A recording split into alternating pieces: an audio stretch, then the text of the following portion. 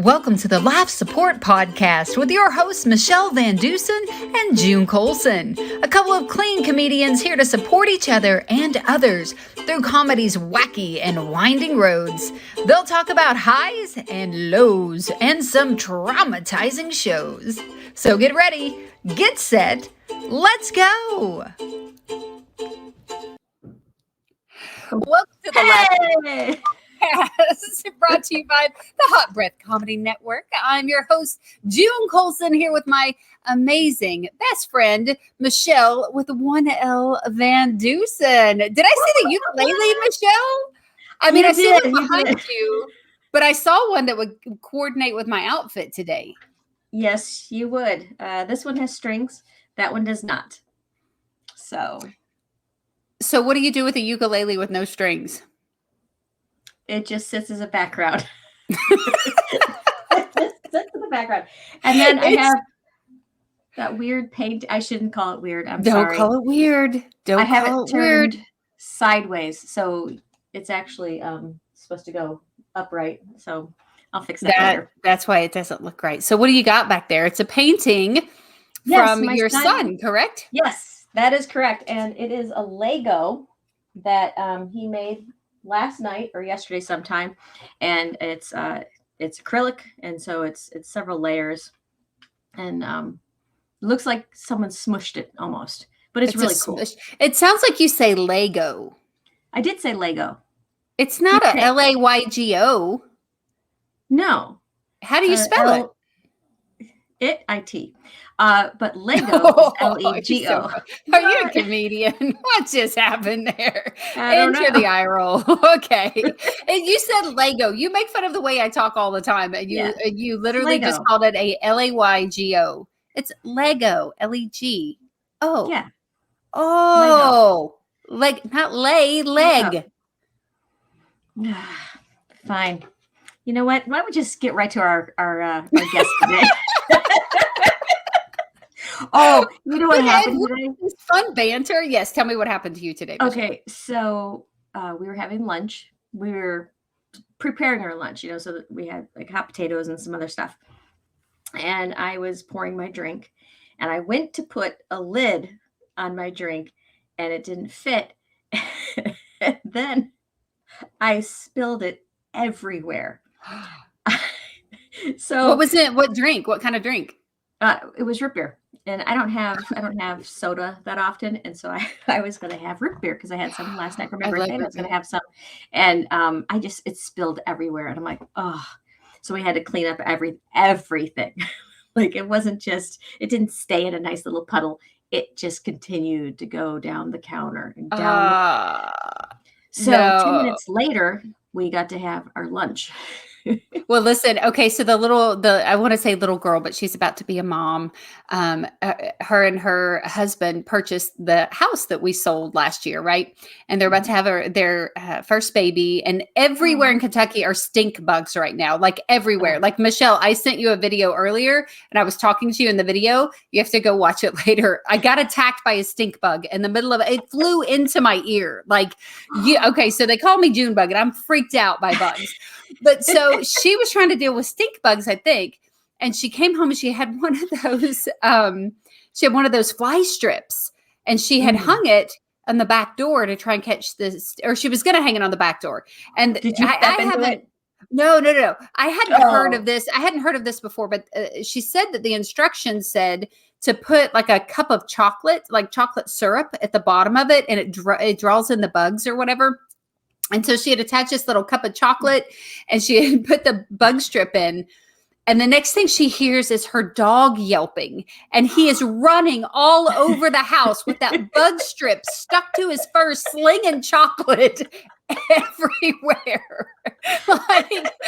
These are the people that I enjoy on Facebook, because they legit are just telling you real things that are happening in their lives. Those are the kind of things that I just imagine that poor pup just running around everywhere and slinging the chocolate. But okay, so I had a weird thing happen to me today too. I had the weirdest pickup line ever. Okay, so there's a really fancy. Wait, aren't you married? Who are you picking up? I am married. There's a really good looking dude at the Goodwill. He had slicked his hair to the side, like all three of them, and gave me a grin with like this one tooth. And he was like, "Hey," and I said, "How you doing?" And I was excited because I found some Halloween decorations, and I put like a pumpkin and some other things in my cart, and I parked it at the end of an aisle, and I was looking at some other things, and I look over, and he was digging like in my cart, and I was like, "Oh, I'm sorry, sir. That's actually some things I'm gonna buy." And he goes, "I know."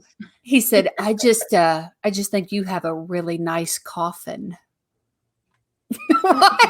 I had a little skeleton coffin, and it was so cute. It was ceramic, and it had like a happy skeleton on the top. And he literally winked at me and told me I have a nice coffin. What is that? This is why I will forever stay faithful to my husband. I don't want to go back out there, Michele. I don't. I never, ever, ever want to have to go through this again. That's just creepy. It is creepy, but it's October. Creepy. It's October. Well, I'll tell you who's not creepy, and I'll tell you who's pretty amazing. Our guest today, Michele VanDusen. Yes. What did you tell us? Who is on the show today? Okay, so today we have, she's a co-host of the nationally syndicated radio show, The Soul Funny Radio Show. She's a 2012 winner of the Laugh Factor competition. She's from Florida. Sometimes she's been called Christian comedy's sweetheart because of her friendly, approachable style of delivery. FeFe has impeccable comedic timing and brings this fresh wind to the stage. Some call it an anointing. Some call it a gift. Whatever you call it, it's evident that she's got it and has been a blessing audiences for 15 years. Let's welcome Felicia Frazier to the Laugh Support Podcast. All right. Woo! She's here. And she brought the sweetest, I think, character ever. Like, I can't see Elmo and not think la la la la la la la la Elmo's world. Elmo was like my oldest son's, like, man, that was his dude. We had Elmo everything. My son was in love with Elmo when he was younger. So this is his Elmo that transpired over to my daughter now. So it's hers. She just likes to fight him. She doesn't necessarily love him. She's into word party.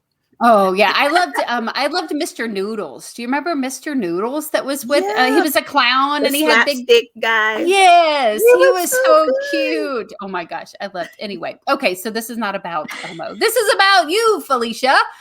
Welcome to our show. Yeah, he's gonna have to behave back there. This will be the first podcast we've had someone beat up on Elmo. So, but we'll see. He'll behave. No puppets were harmed in the making of this podcast. We'll just put that out there.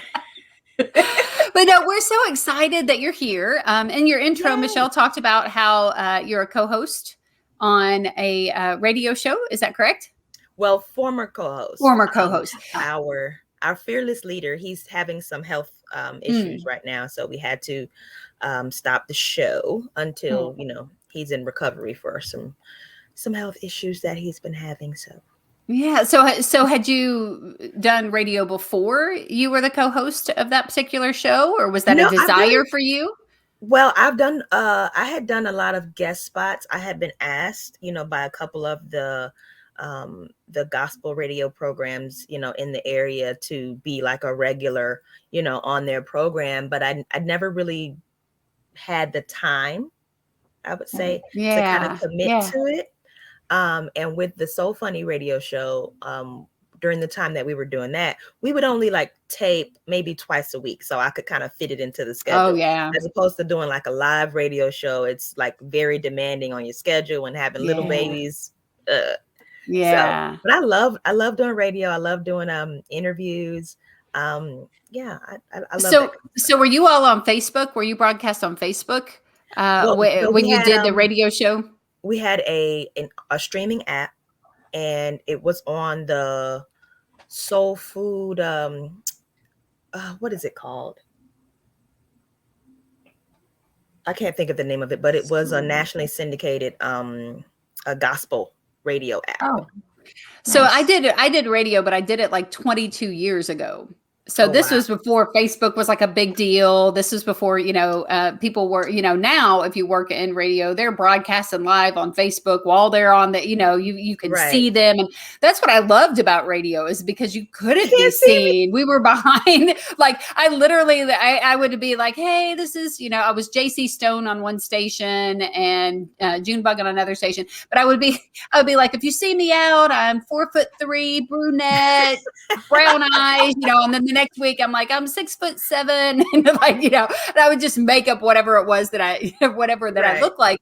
But now, like, you got to be ready. You got to have hair done. And I would do voice tracking, and I would be there at like 3:00 in the morning doing like a whole weekend show for something. And no one ever saw my face. And I'm like, I don't think I want to do that. But then here we are on a platform where we're, people we're get doing to see you, and they want to see you. It's like, who wants to just hear your voice? Like, what do you look like? We want to see your facial expressions. I think it's a lot of pressure.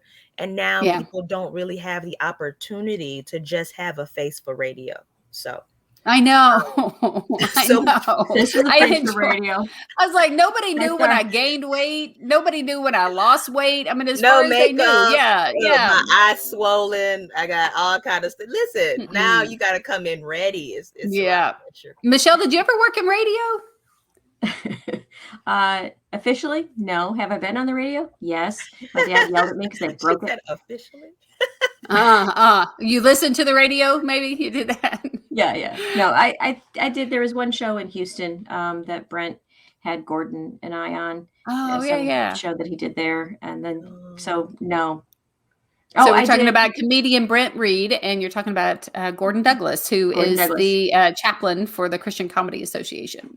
Yes, and Brent is a radio guy, and so when Gordon and I were down in Houston for some shows with Brent, he invited us to his radio show, and so he interviewed. We just did a couple of things on there. That was about he is one of those guys that has that voice, like when he's speaking to you that he's worked in radio. And I listen, FeFe, I lost my Southern accent when I was on, when I was working in radio. I was very careful and calculated and practiced and made sure that it was just it's been 22 years. So well, mine kind of it seeps out whenever I go like up north to like Maryland or Chicago. They're always like, are you from the South? And I'm like, well, how do you know that? I never think I have an accent, but they always kind of just, you're from the South, aren't you? Like, whatever, I guess. But I had to deal with mine nice. Like that's first. Being nice. You're nice. So anyone from the South is typically nice. Yeah. That's right. That's a dead giveaway. So if I ask how you're doing, meaner. Just be a little more meaner. Just, Well, Felicia, let me ask you this. Okay, so the podcast is called Laugh Support. And as I shared with you a little bit ago, our background stories, Michele and I are literally each other's laugh support in this crazy world of comedy. Right. And so when you think back to, you said you've been doing comedy for 15 years, you think about that Felicia Frazier getting ready to go on stage for the first time and that first year or two as you were doing the diving into comedy. Can you think of anybody who necessarily would stand out in your mind that would have been supportive to you at that time or helped you along the way as you were trying to get started? You know what? I had a lot of people that I was thinking of on my mind. But when you asked that question, the first person that came to my mind was this pastor who passed away this week. His name is Pastor Curtis Miller. And I remember, like, this was when I first started, I had about 10 minutes worth of jokes that I could do, my set was, it wasn't tight, and he saw me host a program and he told me, I want you to come to my church and do comedy for our young people. And I was like, okay, I wasn't charging money at that time. Like, it was just like, okay, I'll do it, and that was all the way back when I first started. And he brought me into his church maybe about 3 times for like that first year. And every time he had a program, he would bring me back. And then when he asked me, he was like, well, are you charging money now? You need to start charging money. You can't be giving away your gift for free, And all the way up until last year, he had I think it was his 60th birthday party. and he invited me to come, and I did a 25-minute set for him, and he had a ball. And it's like thinking about, him and how, he let me come to his church and do jokes, and I was green, but he was just like, "You're funny. I want you to come." And I was like, "You sure?" Oh, And wow. that gave me so much confidence, just being able to be in front of, people who I didn't know, who didn't know me. And I was able to do those 10 hot minutes that I had put together.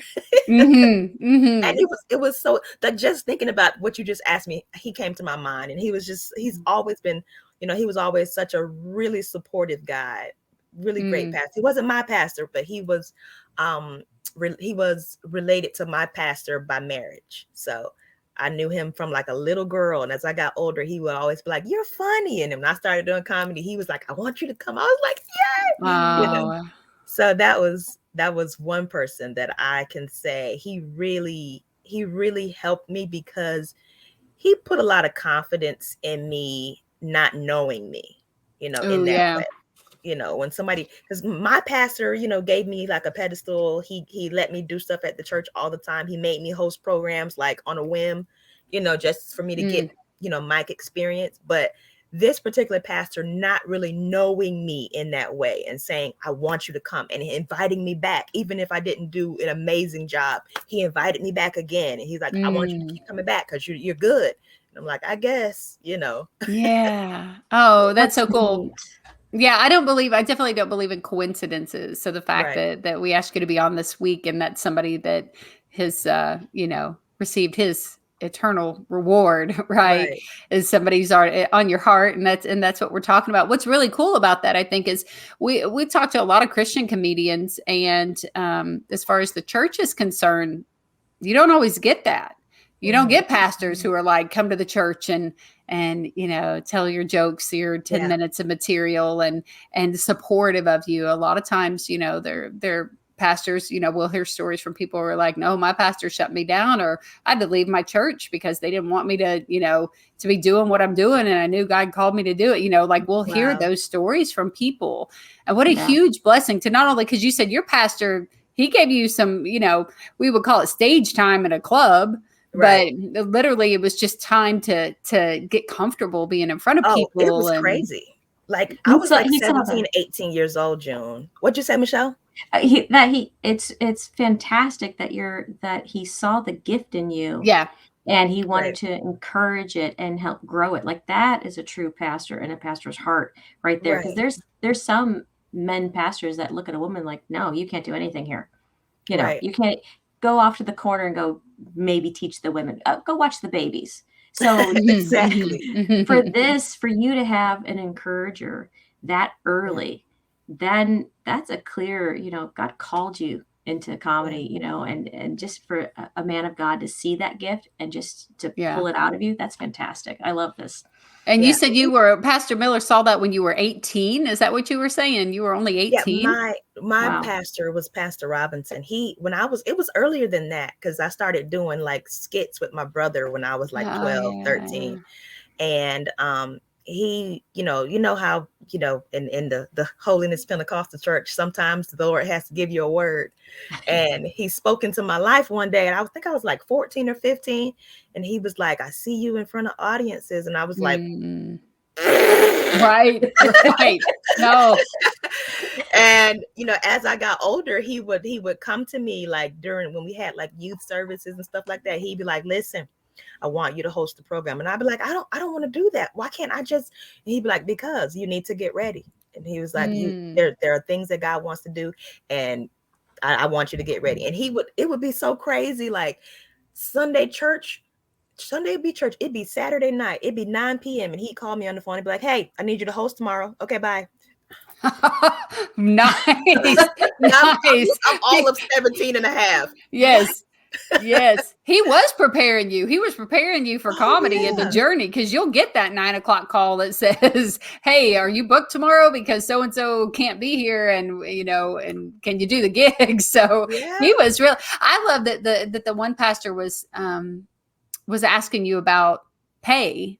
If you were making money yet, because I was kind of like you when God called me into comedy. I was like, no, not me. Like, you don't want me doing this. And I was, kind of resistant stuff. And then I thought, I can't, if it's ministry, you can't charge money for that. I can't. But I went to a retreat with several. It was called SheCon. It was all Christian comedians, and it was all just women speakers, and so it was led by Lisa Mills, who's out of Atlanta, and Kay Dodd, who lives outside of Atlanta. I love her. So, Lisa and Kay. So Lisa and Kay were doing that, and I remember Lisa telling me, she was like, "Junebug, honey, you can do it out of the goodness of your heart, but eventually your gas tank's going to be empty and you can't get to the next gig. Like you're going to have to, you got to, it's okay to accept payment." And she said, you just got to pray about it. There'll be times that you do shows for free and those kind of things. And I do that. I really enjoy doing free shows. Let's not put that out there too much. I enjoy even more the money shows, but no, like, but there are times that God's like, just when they ask for pay, you just tell them you don't need it,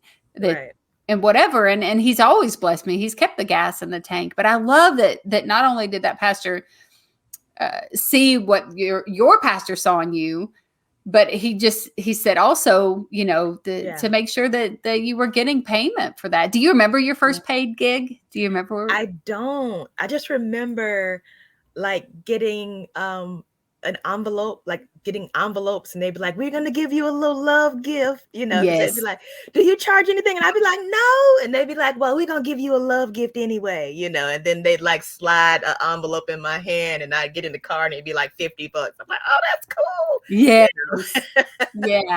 Yeah. Oh my goodness. Southern hospitality, not let everybody see, you getting your money, slide it in your hand. Was it the Holy Ghost handshake? Is that what that is? Yes. Right? God bless you. Just slide it in there. Michele, do you remember your first paid gig?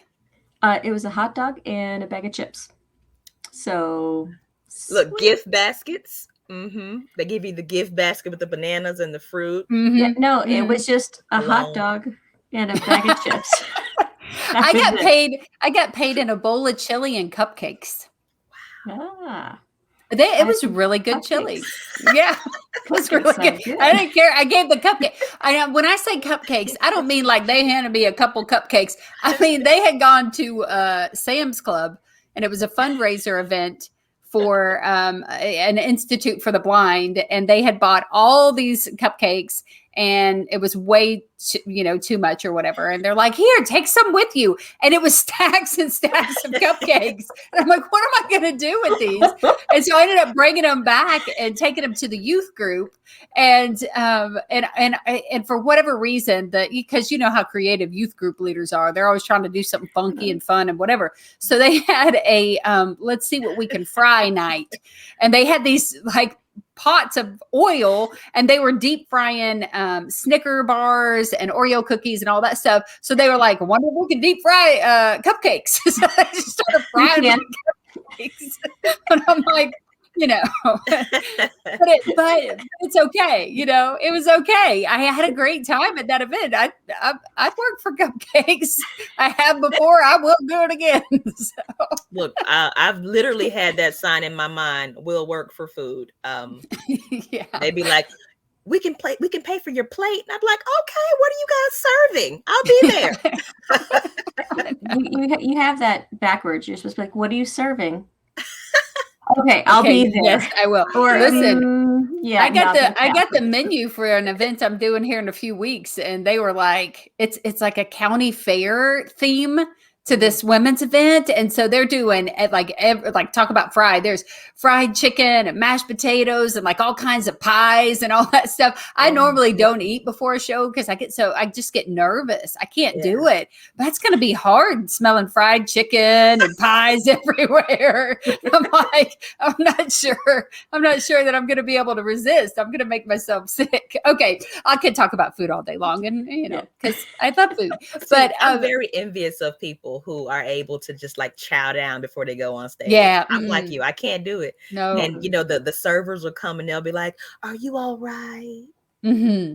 There's something wrong with your plate. And I'm like, no, I just can't eat it right now until I go on stage. Yes. Oh, okay. I'm sorry.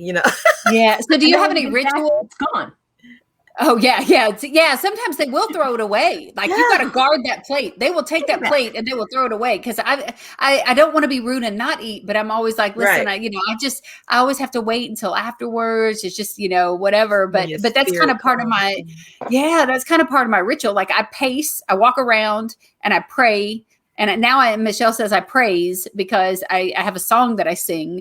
And so, kind of warm up your vocal cords, but also it's the I love you, Lord, and I lift my voice to worship you. Oh, my soul, rejoice. Take joy, my King, in what you hear, and let it be a sweet sound to your ear. And so it just reminds me that and reprise. Yeah, but it just reminds me, like what I'm saying. I want to make sure that what I'm saying is sweet to His ear. Mm-hmm. And it helps me warm my vocal cords up. And it is just a kind of a routine of like, if I do the same thing, then I'm ready to go. Do you have like any kind of routine or anything that you do before you perform? Well, I always pray. Sometimes I pray twice. And I make sure that I always pray the prayer, Lord, let my words be your words. And whoever was sent here to hear what it is that you have to say, let them receive it tonight in your name. So I always say that. I usually, it depends. If I get really nervous, I'll pace a little bit. Like I'll be like, excuse me, I'll be right back. And I'll go into like the lobby or the sidewalk and just kind of pace back and forth until I get my breathing pattern together. Yes. So I do pace a little. I always pray. And I like to watch the crowd. Like, you know how like when you do certain events and they're like really big events and they want you to come out, from behind the stage and be all, whoa. Yes. I'm like, can I just sit outside with everyone else? Yeah. Because it allows me to feel the energy of the crowd. And that always helps me kind of know how to start my show. And then sometimes you can get, little things to add to your bit based on what happened during the program, because if something happened and everybody saw it, I'm going to say something about that so that everybody can laugh about it, and, the elephant in the room is like, okay, everybody saw when the pastor fell. It's right. Somebody get the ambulance, Yeah. So I like to be in the audience, and that's kind of my ritual. And so when I'm not allowed to do that, I'm backstage and I get really nervous because I can't feel the audience's energy. Yeah. Yeah. I tell you what, in the front row. I was at a show not long ago, and I'm the same way. I want to see what's going on. And especially like if there's somebody else performing, before me or whatever, I want to be out there. I want to watch them. I want to listen to them. I was at a show recently at a club, and there were two girls, and it was a guy, a girl, two guys, then a girl. And literally the first girl's material, that second girl was, three comedians past, came out and opened with the same material. Wow. Like same subject, same everything.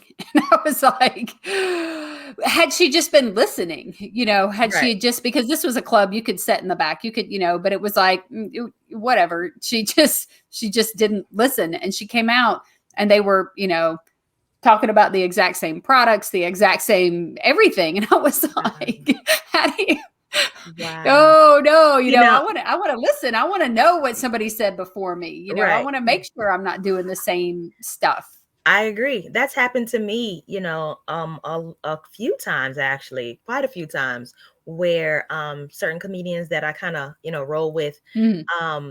One time, I don't know if he did it on purpose, but one guy actually used one of my punchlines.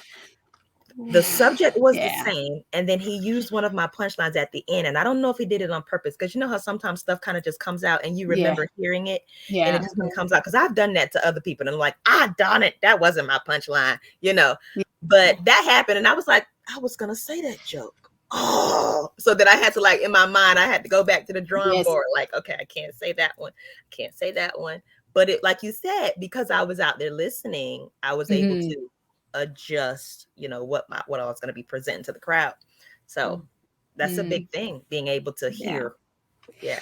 Well, let me ask you this. 15 years you've been doing comedy. We talked about that there was somebody there to support you when you got started. Have you had an opportunity in the, over the years to be able to mentor or to, just be a supportive person to another comedian along the way? I've had a few. opportunities for that. It's kind of weird when you think about you being someone who has history. I'm trying to say this in a good way. You said you don't want to call yourself old. Is that Exactly? I don't want to. I'm historic. mature? I have An seasoning. elder? Wisdom. Just with Seasoned. Michele, There you go, stop. you're seasoned. But I mean, it's weird to think about that because the time goes and you're working and you're doing shows and you're doing events and you're learning things about the craft and you're learning things about people. You're learning things about the audiences. And then as time accrues, you're just like, man, I've been doing this a long time. And then someone who just started comes in, they're like, well, what do I do with this? And then you have answers. Yes. Yeah. Yes. Yes. You know what I mean? So it's like I've kind of had that moment where I'm just like, I can't believe I'm kind of like an OG a little bit. Oh God, I'm old. Because when I started, I was like 21. I was hot out there. Oh yeah. Yeah. Now you're just hot. It was beautiful. Listen, I was a size 4. I was 21.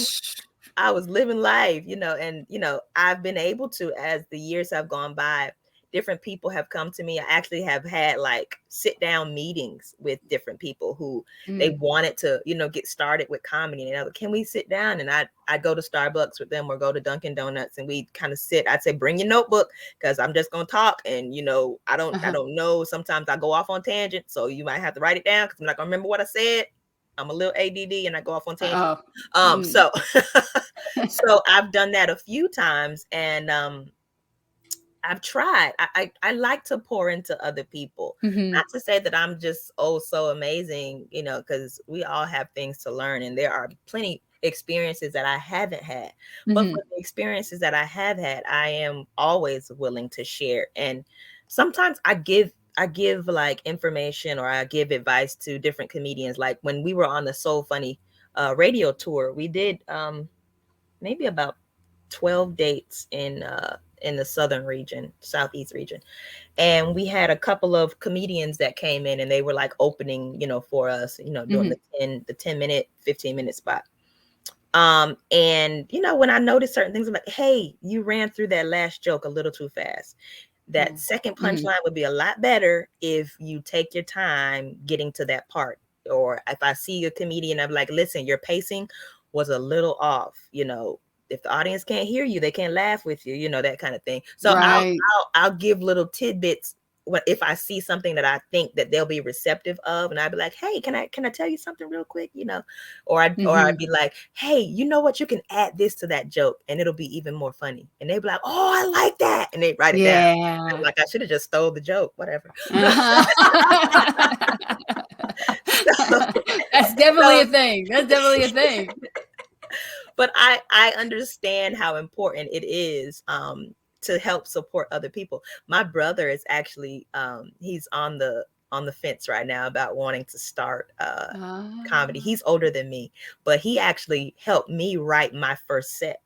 He's extremely funny. He's like my actually whenever I do hosting events, I take my brother with me because he helps me think of things on my feet. Like I'm like, hey, come here. Oh, nice.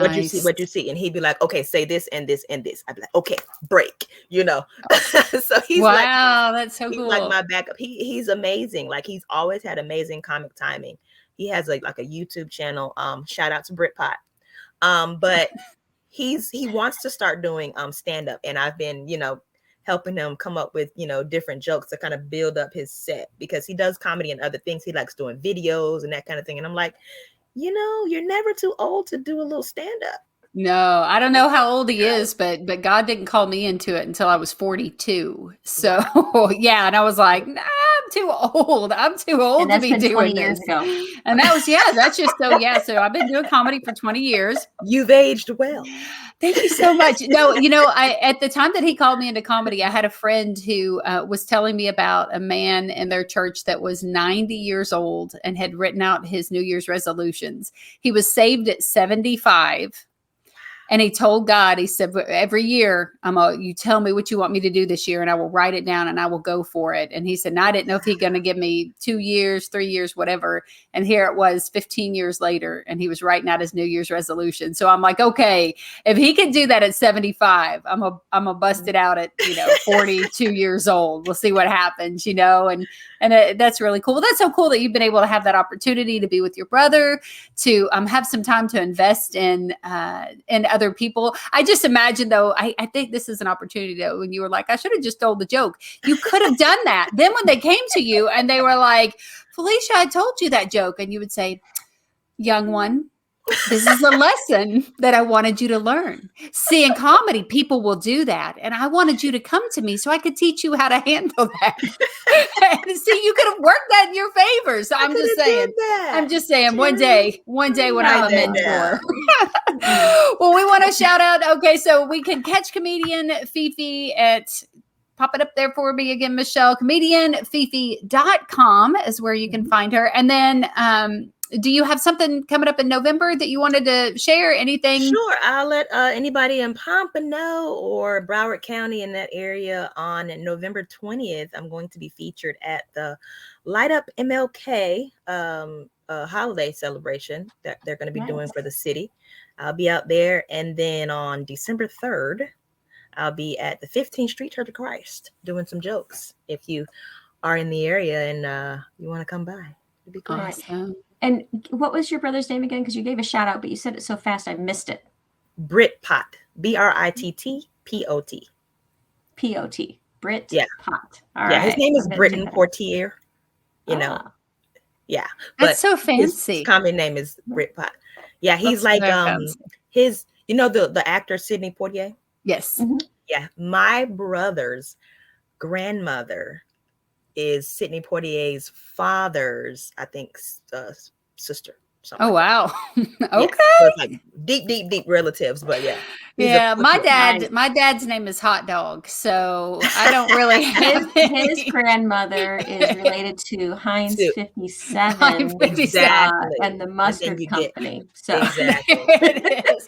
I love it. Well, Felicia, thank you so much for joining us today on Laugh Support. We truly appreciate it, and it's just been an honor and a pleasure to have you here today. So thank you for having me.